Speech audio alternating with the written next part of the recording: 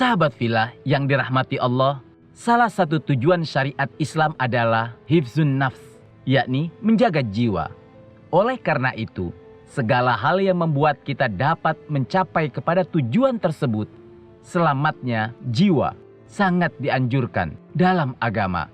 Dan sebaliknya, segala yang menyebabkan terhambatnya tujuan syariat seperti memelihara jiwa, maka dilarang oleh agama.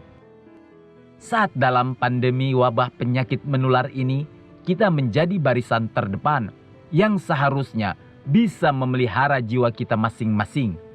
Sahabat fillah, setidaknya kesabaran kita untuk berdiam diri di rumah dan memaksimalkan ibadah di rumah sangat membantu menekan penularan virus corona ini. Coba kita bayangkan, bagaimana jika kita abai dengan anjuran pemerintah, enggan berpola hidup bersih? Bisa jadi kita menjadi salah satu penular virus ke tubuh orang lain. Lalu, bagaimana jika orang yang tertular virus itu sedang lemah imun tubuhnya dan akhirnya terinfeksi virus hingga bertambah penyakitnya dan mengakibatkan kematian? Bukankah jika seperti itu berarti kita sedang menyumbang penyebab kematian kepada seseorang? Astaghfirullahalazim. Apakah kita tidak takut jika tergolong ke dalam orang yang dimaksud dalam surat Al-Maidah ayat 32 sebagai berikut ini? Barang siapa yang membunuh seseorang manusia, bahkan karena orang itu membunuh orang lain, atau bukan karena membuat kerusakan di muka bumi ini, maka seakan-akan dia telah membunuh manusia seluruhnya. Surat Al-Maidah ayat 32.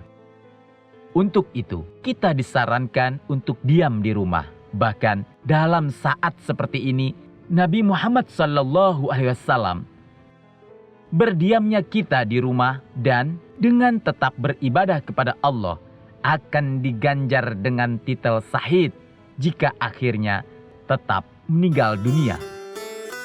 Sahabat fillah, suatu ketika Nabi ditanya Aisyah tentang wabah taun. Dari Aisyah Ummul Mukminin radhiyallahu an, beliau berkata, "Saya pernah bertanya kepada Rasulullah sallallahu alaihi wasallam tentang taun atau wabah penyakit. Lalu Rasulullah sallallahu alaihi wasallam memberitahukan kepadaku bahwa wabah itu adalah siksa dan dikirim Allah kepada siapa saja yang menghendakinya, dan dia menjadikannya sebagai rahmat bagi orang-orang beriman. Siapa yang menghadapi wabah, lalu dia bersabar dengan tinggal di dalam rumahnya, seraya bersabar dan ikhlas, sedangkan dia mengetahui tidak akan menimpanya kecuali apa yang telah ditetapkan Allah kepadanya, maka ia mendapat pahala seperti pahala orang yang mati syahid."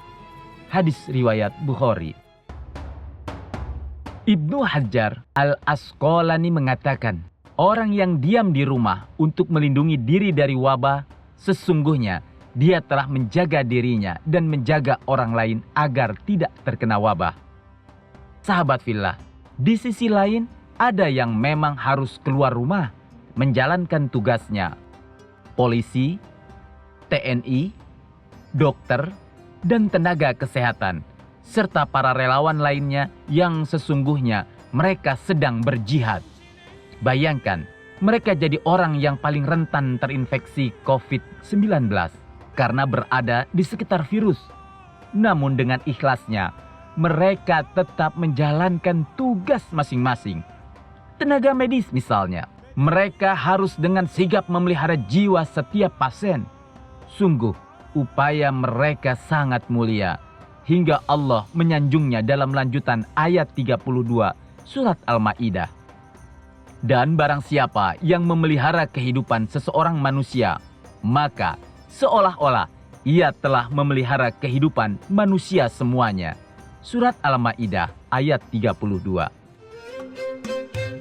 Lalu, bagaimana akibatnya ketika semua manusia tidak mau diam di rumah, tidak mengikuti anjuran Nabi Muhammad SAW dalam hadis-hadisnya?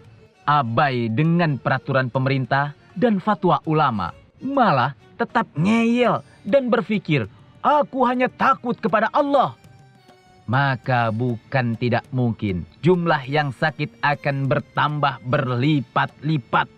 Akhirnya, rumah sakit tak mampu menampung. Korban pun semakin banyak yang berjatuhan karena tidak mampu ditangani secara maksimal. Sahabat fillah, mari kita berjihad melawan COVID-19 sesuai dengan kapasitas masing-masing. Jihad bukanlah hanya dengan berperang melawan musuh Allah, namun jihad secara bahasa berarti bersungguh-sungguh. Karena itu, bersungguh-sungguh mengeluarkan upaya demi menangani wabah ini haruslah menjadi gerakan jihad kolektif yang dilakukan secara bersama-sama. Lihatlah bagaimana susahnya para petugas kesehatan yang berjuang demi memelihara jiwa pasien.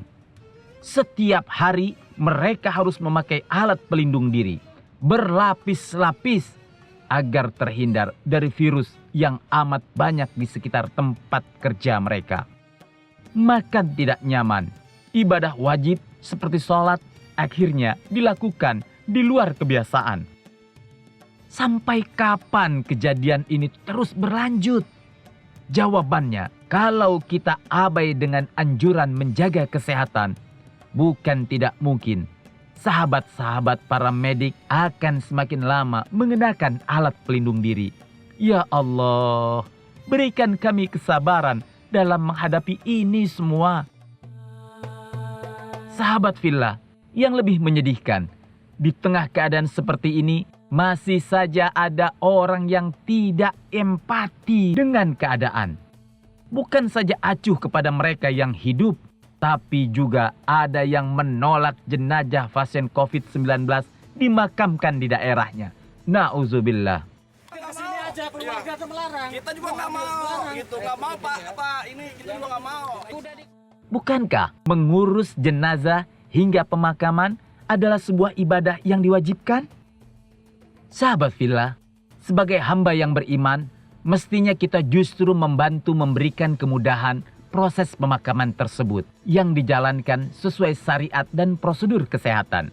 Bukan sebaliknya, justru menjadi penghasut agar jenazah yang positif corona tidak dimakamkan di daerahnya. Astagfirullahaladzim. Sahabat fillah, bersabarlah atas ujian yang Allah berikan ini. Mari ikut membantu sesuai kapasitas masing-masing. Jika kita tidak ada kepentingan mendesak, berdiamlah diri di rumah sebagai salah satu bentuk ikhtiar kita mendapatkan keselamatan. Rasulullah Shallallahu Alaihi Wasallam suatu ketika ditanya sahabatnya, "Wahai Rasul, apa itu keselamatan?" Rasulullah Shallallahu Alaihi Wasallam menjawab, "Jaga lisanmu, tetaplah di rumahmu, tangisilah dosa-dosamu." Hadis riwayat At-Tirmizi. Tuhfah Al-Ahwazi mengatakan bahwa yang dimaksud dengan kalimat tetaplah di rumahmu dapat dimaknai bahwa umat disuruh untuk tetap berada di rumah dengan menyibukkan diri beribadah kepada Allah. Dengan begitu, mereka tetap dekat dengan ketaatan meskipun bersendirian atau menjauh dari orang lain. Sementara itu, menurut Faid Al-Qadir menambahkan bahwa ungkapan tangisilah dosamu maksudnya adalah sebuah imbauan agar umat bertaubat. Sahabat fillah yang dimuliakan Allah, di bulan yang penuh rahmat ini, mari kita bermuhasabah, menghitung amal yang telah kita lakukan untuk bekal di kemudian hari. Setidaknya, kita bisa memanfaatkan benar-benar keadaan ini untuk memperbaiki kualitas iman dan takwa keluarga kita kepada Allah Subhanahu wa Ta'ala. Ya, kalau biasanya dalam sepekan kita lebih banyak bergaul bersama teman-teman di kantor, tapi saat ini ketika kita mendapat kesempatan lebih banyak untuk berbincang dengan keluarga, hendaklah kita bisa membuat rencana dan target ibadah bersama. Misalnya, kita bisa memperbanyak sholat berjamaah bersama anak dan istri, membaca serta mentadaburi ayat Al-Quran, Dan bahkan kita bisa lebih mendalami karakter anak-anak kita. Jadi, buat orang beriman, merebaknya wabah COVID-19 bukan berarti harus berhenti ibadah. Saat ini, tidak dianjurkan sholat di masjid, bukan berarti meninggalkan sunnah. Namun, beralih kepada sunnah Rasulullah yang lain, yakni beribadah di rumah masing-masing, guna terlepas dari bencana yang bisa membahayakan jiwa. Sahabat fillah, semua masalah pasti ada hikmahnya. Dan ingatlah bahwa di setiap kesusahan pasti ada kemudahan. Wallahu a'lam bishawab.